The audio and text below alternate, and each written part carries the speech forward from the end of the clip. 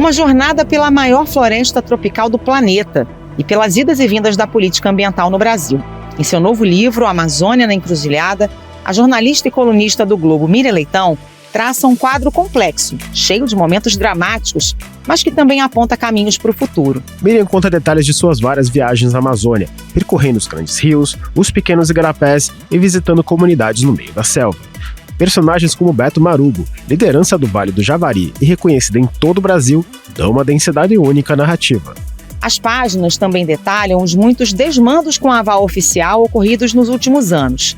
A exploração ilegal de árvores, minérios e terras provocou uma destruição ampla e que pode ter impactos duradouros não apenas para o Brasil, mas para toda a humanidade. Vários estudos que nós lançamos na COP26, o painel científico para a Amazônia, que eu sou um co-presidente, mostraram que se o desmatamento continuar, se os incêndios florestais continuarem, a floresta está ficando vulnerável ao fogo e a degradação continuar, em 10 a 20 anos pode ser que nós vamos passar desse ponto de não retorno. Aí a floresta vai continuar a se degradar e ela pode desaparecer entre 30 e 50 anos. O Ao Ponto de hoje fala sobre a Amazônia na Encruzilhada, uma obra que, além de contar histórias sobre a floresta, serve como um documento de nossas políticas ambientais. Quem fala com a gente sobre a obra é a própria Miriam Leitão, que também conta os detalhes por trás do projeto, que envolveu entrevistas, pesquisas e as dificuldades impostas pela pandemia. Eu sou Carolina Moran. Eu sou o Felipe Barini. O Ao Ponto de 31 de agosto de 2023 começa agora. Vem com a gente.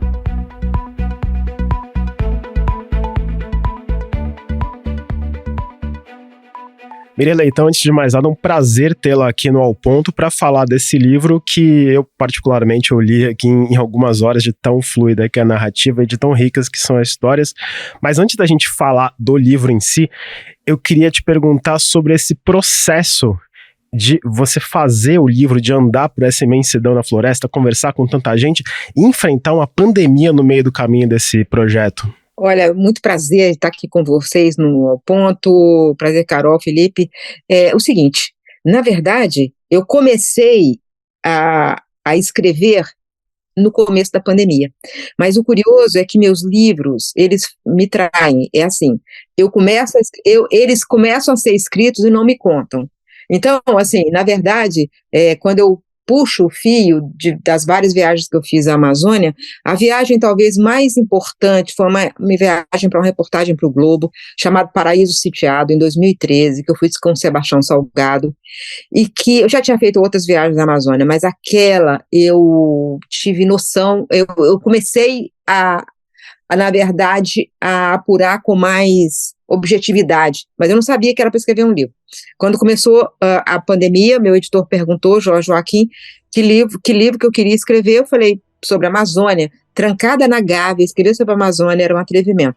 Só que eu tinha experiência das viagens anteriores e eu pude falar com muito mais gente por causa da pandemia, porque tinha muito mais gente disponível, né? E aí eu saí entrevistando todo mundo e depois voltei a andar na Amazônia e fazer outra viagem que eu fiz em 2022. Ô Miriam, em 2011 você lançou Saga Brasileira sobre o controle da hiperinflação, né, e o Plano Real, e como aquilo se tornou um patrimônio do povo brasileiro, né, uma construção de muitos anos e que acabou virando um bem de todos nós, e traça um paralelo com a necessidade de proteção da Amazônia que você aborda agora nesse livro. Assim como a hiperinflação, a destruição da floresta é uma ameaça ao futuro do país, até uma questão de segurança nacional, como você coloca bem no livro, né? No caso do meio ambiente, o caminho ainda é longo, né, Miriam? Assim, não sei se dá para dizer que todo mundo já entendeu que isso é, de fato, um patrimônio nacional. Pois é, e há um paralelo muito grande, como você disse, porque tanto eu faço um capítulo, que é logo o segundo capítulo, chamado Plano Real do Desmatamento. E aí eu fui buscar, é a mesma técnica que eu fiz no Saga Brasileira, Carol, eu fui buscar nas políticas públicas que deram certo, como foi mesmo que elas foram feitas. Você tem que estudar o sucesso é importante, tem que estudar o fracasso também, mas o sucesso é importante porque traz lições. Então, durante 10 anos, o país derrubou o desmatamento de forma consistente. Aliás, uma outra vinculação direta entre o Saga brasileiro e esse é que quando o governo venceu a hiperinflação, enfrentou o hiperdesmatamento. Exatamente em 96, os dados de 96 se refere a julho de 94, a julho de 94 a junho de 95. E aí, o que foi que aconteceu? Aconteceu a maior taxa de desmatamento, eu até faço um gráfico, chegou a 29 mil quilômetros quadrados. Depois, aí o governo Fernando Henrique fez uma política forte que derrubou um pouco o desmatamento. Veio o começo do governo Lula e o desmatamento cresceu novamente e foi o 27 mil quilômetros quadrados de 2004. E daí para diante, a ministra Marina, depois o ministro Mink e o presidente Lula trabalharam ardorosamente para derrubar o desmatamento, e foi a maior queda do desmatamento na história do Brasil. Então a gente teve esse sucesso no passado. Então, como você disse, nem todo mundo entendeu, mas muita gente entendeu. Miriam, chama muita atenção no livro a forma como você trata a ministra do Meio Ambiente, Marina Silva, com muita reverência nas várias ações, você até mencionou ela nessa resposta. Dá pra gente estimar o peso que ela tem, não só para a política, mas também nessa busca do Brasil por uma liderança global na questão ambiental? Ela é uma liderança global, né, para começo de conversa, mas ela tem uma história muito, muito emocionante, uma história, uma pessoa que se fez, que veio da pobreza, da periferia para o centro de decisão, e muitas vezes eu acho que ela foi subestimada. Ela foi subestimada por ser mulher, por ser negra, por ser do Acre, e por ser... Né, então ela sempre foi subestimada, mas na verdade quando você olha e conversa com todo mundo em volta dela, você percebe o quanto que ela tem de consistência. Ela é uma formuladora e uma gestora de políticas públicas muito competente, né? Então, isso eu fui me convencendo ao longo de várias reportagens, de várias entrevistas com ela e com todo mundo do entorno e com pessoas do ambientalismo. Ela é, de fato, uma pessoa muito importante no combate ao desmatamento no Brasil. A história do combate ao desmatamento, a história da proteção da floresta não pode ser contada sem Marina Silva. Miriam, a Marina Silva chega, cria ali o PP Sedan, que é essa experiência de muito êxito no controle do desmatamento. Qual foi o papel da tecnologia nisso tudo? Porque num dado momento a gente começou a de fato enxergar o desmatamento, literalmente, né, com sistemas de imagem que começaram a detectar onde e o momento preciso em que o desmatamento acontecia. Aliás, você conta no livro que muita gente tentou desacreditar sistemas, como a gente tem até hoje o DETER, a ponto da Marina Silva colocar um monte de gente no helicóptero para sobrevoar a área desmatada e ela dizer, tá desmatado mesmo, né? Pois essa é uma história muito boa mesmo do livro, mas voltando para o começo da sua pergunta, depois eu respondo ao final, o INPE e a construção do INPE é uma pedra fundamental desse processo de combate ao desmatamento. A gente não pode combater o que a gente não vê, né? E o INPE é uma construção eu até conto o início do INPE, porque ele começa como no governo Jânio Quadros, que começa a primeira comissão, que depois vai dar o INPE, militares junto com cientistas que fizeram o INPE, Instituto Nacional de Pesquisas Espaciais. E ele foi fundamental, ele foi ficando cada vez mais eficiente. Em 88, começa o monitoramento. Depois da morte do Chico Mendes, né, o governo decide, então, acompanhar o desmatamento mais precisamente. E aí começa em 88 a série que vai contando ano a ano como é o desmatamento. Mas, ao mesmo tempo, a tecnologia foi se aperfeiçoando e tornando mais possível ver a Amazônia. Então, a gente consegue ver a Amazônia com seu gigantismo, só com os olhares da ciência, né? Então, a ciência da comunicação e a ciência do monitoramento foi nos mostrando o desmatamento. Hoje, não apenas o INPE, mas o MapBiomas, ele tem um banco de memória, de tal forma que se um grileiro falar, não, essa terra sempre foi minha, esse aqui já estava desmatado quando eu cheguei, você pode verificar naquele polígono se é verdade ou não. Então, o Brasil hoje tem uma quantidade de informação gigante. E o INPE sempre trouxe ele sempre foi o que trouxe má notícia. Olha, aumentou o desmatamento. E várias vezes os governos tentaram desacreditá-lo. Ele foi ficando, ele se aperfeiçoou, né? A tecnologia foi sendo aperfeiçoada e ficando cada vez mais eficiente. E teve um momento em que eu narro lá a história do Blairo Maggia, que, junto com outros, tentou dizer que não tinha, né? O Evaristo de Miranda, que era da Embrapa, foi e fez para ele e falou: olha, está tudo errado esses dados. Ele acreditou no Evaristo de Miranda e foi e contou para o Lula. Aí o Lula, eu não vou contar toda a história, mas aí eu conto o que se passou dentro do gabinete do Lula nesse dia e depois dessa viagem que eu chamei de o voo da discórdia, que foi uma viagem maravilhosa.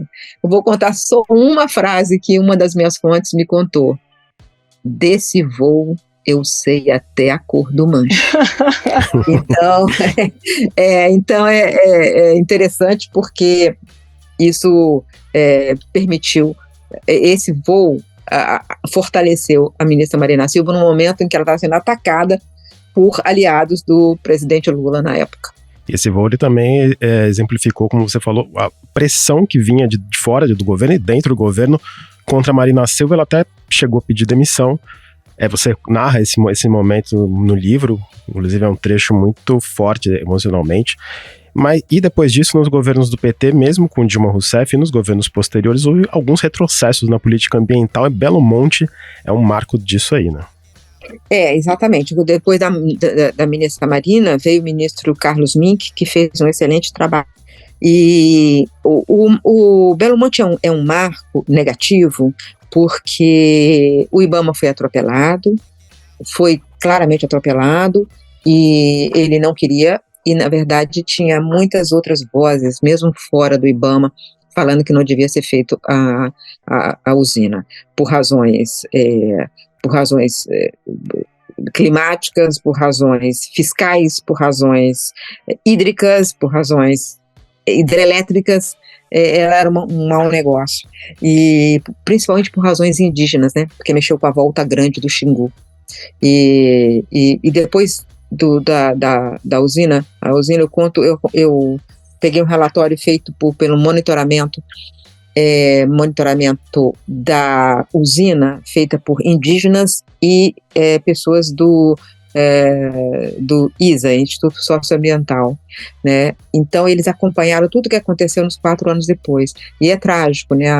Uma vez eu estava conversando com uma liderança indígena, eu falei: Belo Monte foi muito ruim, né? Não foi ruim, está sendo, continua sendo, é um presente, está no nosso presente de sofrimento. Mas, enfim, o livro, eu tento trazer essas informações todas, né, contar essa história inteira do que aconteceu nos últimos anos. Assim, o período bom de combate ao desmatamento, mas mostrando que não foi fácil, foi uma briga o tempo todo, e o período ruim, que não foi ruim o tempo todo. Gente dentro da máquina fez até conspiração para cumprir o dever funcional, né? Teve que bypassar o chefe bolsonarista para conseguir cumprir a sua missão institucional de servidor público. Então eu vou contando essas histórias desse período, né, que a gente viveu, de sucesso e de fracasso. Pois é, aí a gente chega no governo Bolsonaro, que foi aquele período de terra arrasada, né, na área ambiental. Como você disse, muita gente dentro do próprio sistema, e que bom que a gente tem funcionários de carreira muito comprometidos, conseguiram ainda manter ali um mínimo de estrutura dentro daquele caos. Mas queria te ouvir se dá para dimensionar o tamanho do estrago e como é que era escrever esse livro nos anos de governo Bolsonaro, no meio de uma pandemia. Eu imagino que devia ser, de certa forma, aflitivo, né? Você conseguia ver alguma luz no fim do túnel? Sabe, Carol, essa pergunta é importante, porque, na verdade, eu acho que eu devo muito ao livro, e eu escrevi isso lá. Eu agradeci ao livro pelo livro, por ele existir, por ele estar me pegando. Ele me pegou pela mão no meio de uma pandemia terrível, que eu estava presa em casa. Eu trabalhava bastante, eu continuei trabalhando muito por aqui, né, mas eu estava presa, não saía de casa, e ao mesmo tempo sentindo o sofrimento do país, aquela dor, aquelas mortes todas, e aquele sofrimento. Então era ao mesmo tempo que era uma distopia política, era uma tragédia sanitária ao mesmo tempo. E então, cada vez que eu não estava trabalhando, eu corria para o livro. E o livro me fazia pensar numa coisa maior e que poderia, nesse trabalho do jornalista, né, de ter que contar uma história. E quanto mais eu me sentia presa aqui na Gávea, mais o livro me libertava, né? Porque pensar na Amazônia, estudar a Amazônia, ler os textos, relatórios, conversar, fazer entrevista, levantar dados, me libertava aqui dentro, né? Estava presa por causa da pandemia, mas livre para sobrevoar pela imaginação a Amazônia. E assim que eu pude, eu voltei fisicamente. Mas, então, foi difícil e, ao mesmo tempo, foi uma força para mim. Eu escrevi no livro que, nos momentos do tempo, eu sentei para escrever, e o tempo presente era horrendo, né? Assim, o ministro Ricardo Salles sendo acusado de participar de suposto contrabando de madeira, né? Quer dizer, era uma coisa, tudo anti-ministro do Meio Ambiente. E aí, eu me seguraria, porque eu estava fazendo uma remissão histórica lá atrás, ver tudo que foi errado e certo nos governos anteriores, para concluir o seguinte: olha, esse é só o pior trecho da estrada, não é o fim do caminho. Então, essa frase que eu falava para mim mesma cada vez que eu ficava arrasada, né, com o que eu via: aumento do desmatamento, fogo na Amazônia, dia do fogo, dias terríveis. E eu dizia para mim: esse é o pior trecho da estrada, Miriam Leitão, não é o fim do caminho.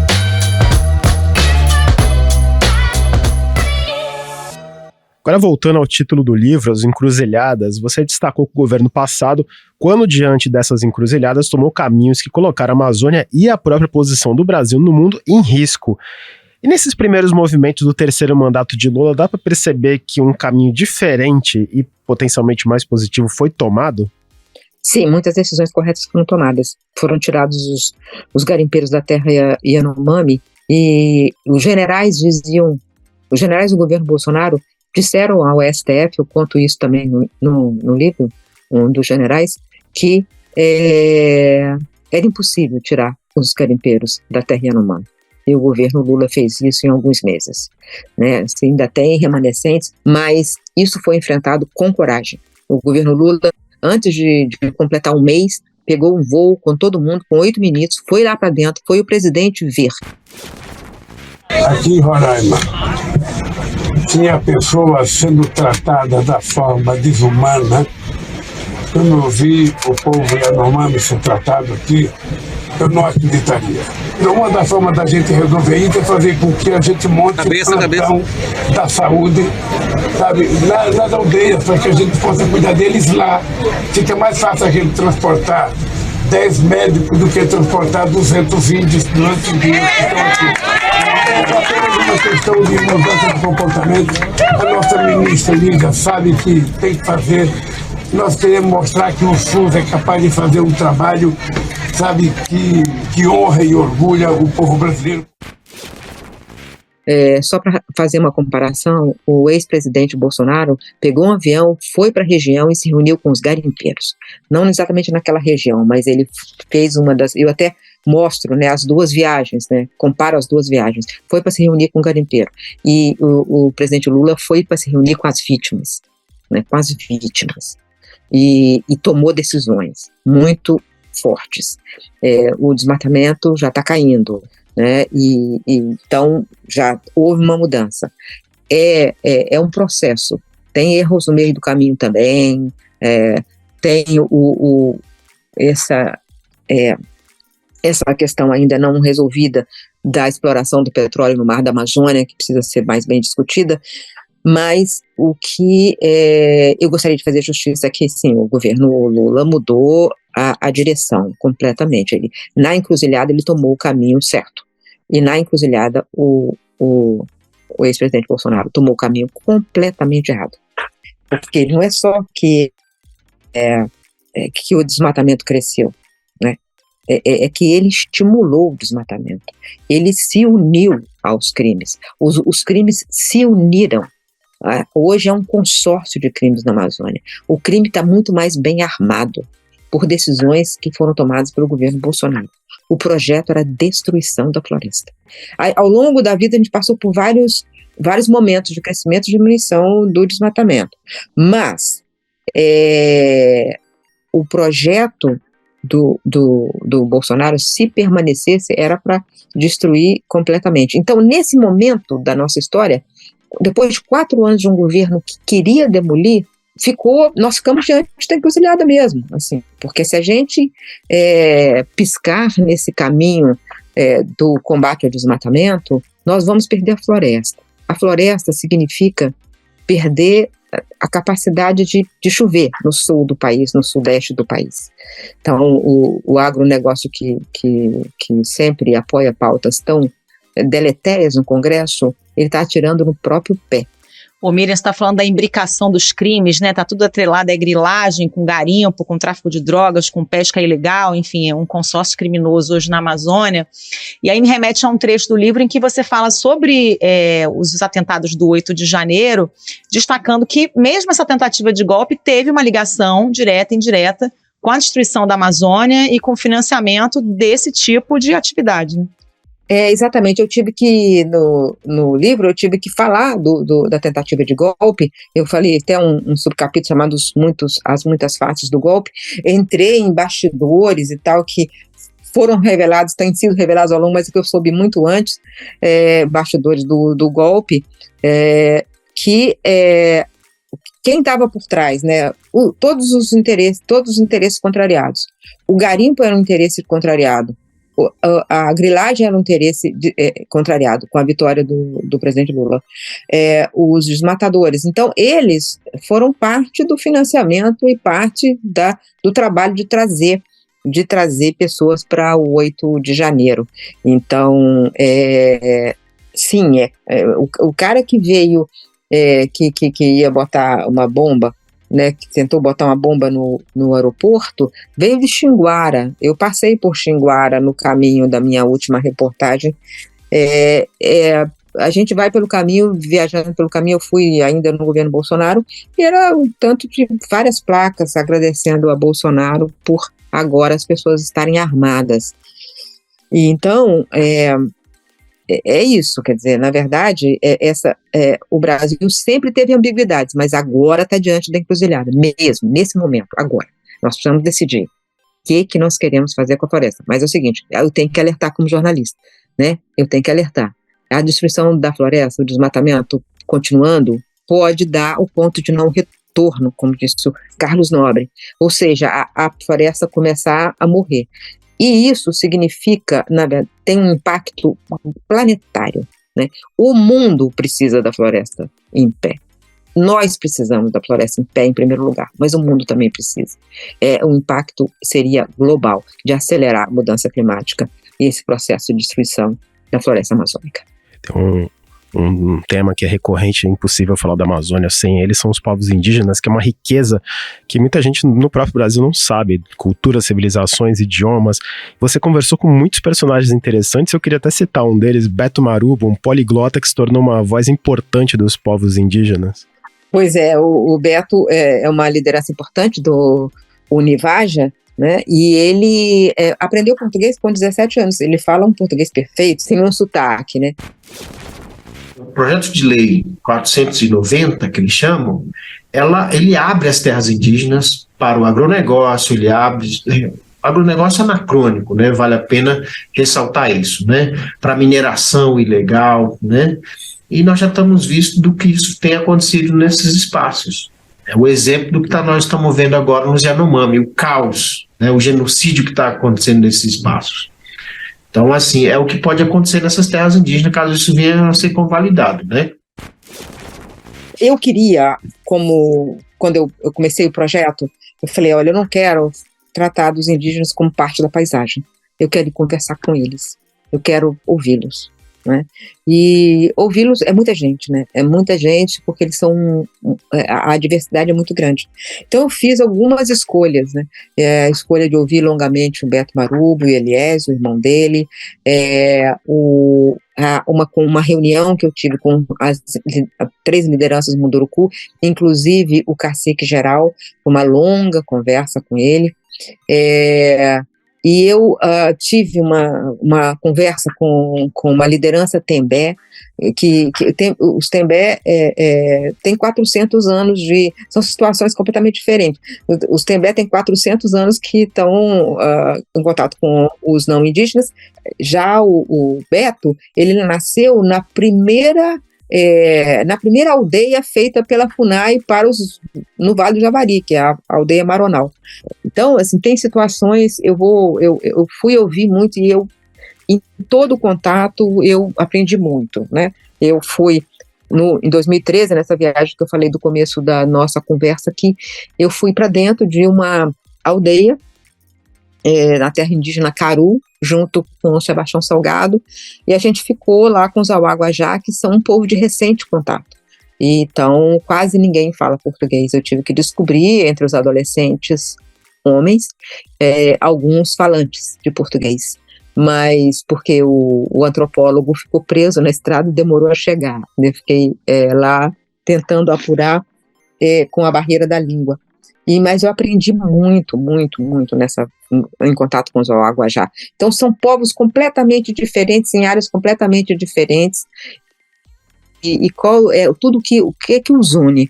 O que os une é o fato de que eles são parte da nossa definição de país. Somos o que somos, não seremos o que somos.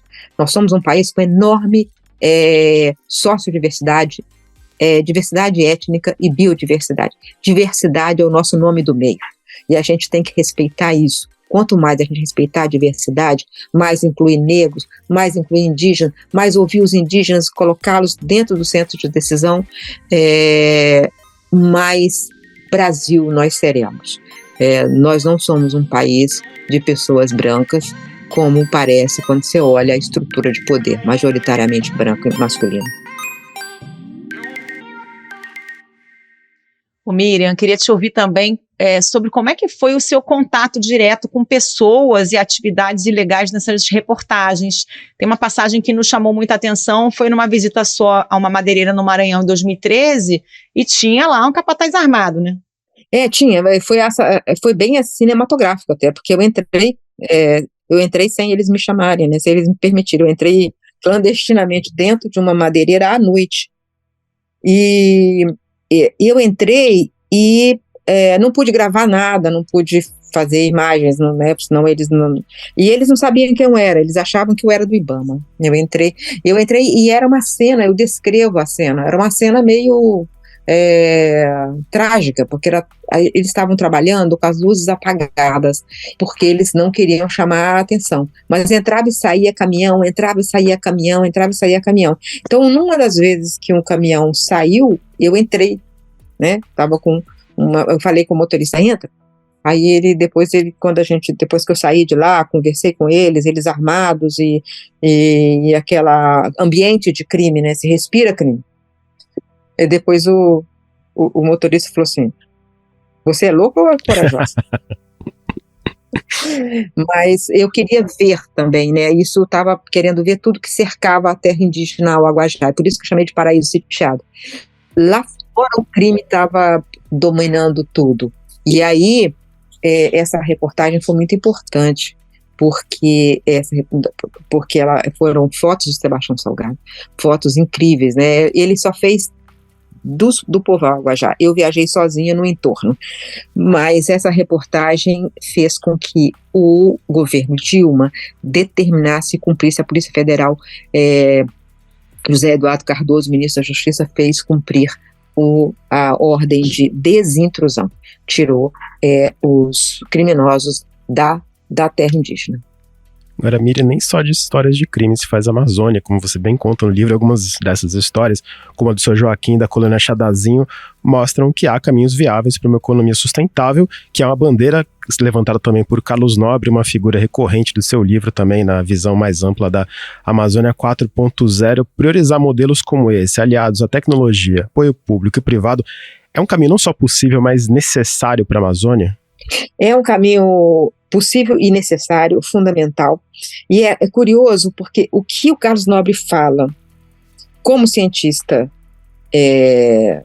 do clima, eu vi no chão, falado de outra forma, no chão da Amazônia, né, o produtor rural, encontrei vários pequenos produtores que falavam a mesma coisa que ele, cientista, estava falando. Então, é muito bom como repórter, quando a gente chega e encontra aquilo que o especialista te falou, você encontra lá quando você anda.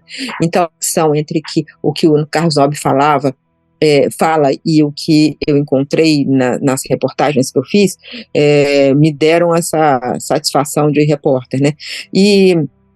Mas vários outros, né? O Tasso Azevedo é uma pessoa que eu entrevistei longamente para o livro também, Beto Veríssimo. Tem muita coisa boa acontecendo, mesmo nesse tempo ruim aí. Teve um aumento dos olhares sobre a Amazônia, muitas organizações que se uniram, atuaram em rede em defesa da Amazônia. Ou então em produção, forei muito no banco de dados do Amazônia 2030, que é comandado por Beto Veríssimo, e aqui no Rio, no Juliano Assunção, da PUC, professor de economia da PUC, que é do Climate Policy Initiative. Então, os dois CPI, né, CPI e o Amazon, produzem uma quantidade muito, muito grande de estudos, reuniram vários especialistas e tem muitos estudos sobre aspectos diferentes da questão amazônica, e eu li muitos desses relatórios. O Álvaro Gribel, que trabalhou comigo nesse livro, está lá inclusive na ficha técnica, reportagem, porque várias vezes eles liam estudo, ou eu li estudo, a gente, né, fazia. O Álvaro leu muitos estudos, ele é muito detalhista, né? E aí depois foi atrás de informação que me repassava, daí eu ia para fazer nova checagem, enfim, foi um trabalho muito intenso mesmo, muito trabalhoso. Mas, por outro lado, a existência desses estudos me dá essa tranquilidade, quer dizer, ao mesmo tempo que o crime se uniu, há uma corrente, uma aliança entre quem quer proteger a Amazônia, de que pega todo mundo, desde o super especialista até a pessoa que está fazendo produção orgânica numa cidade toda cheia de grileiros, mas ela está ali produzindo comida orgânica e lutando pela floresta, como, por exemplo, a dona Josefa, da Associação das Mulheres de São Félix do Xingu. Essa viagem que eu fiz foi para São Félix do Xingu, no qual encontrei boas notícias também, né, como essas dessas mulheres da resistência.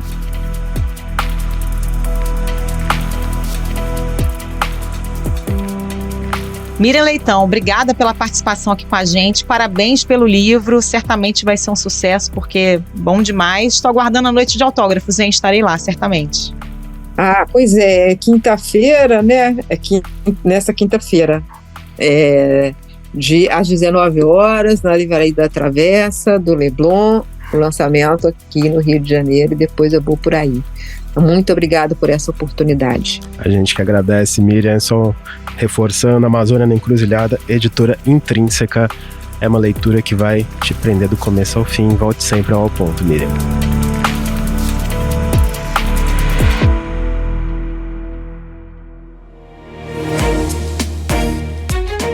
Esse foi o Ao Ponto de hoje, o podcast diário da redação do Globo.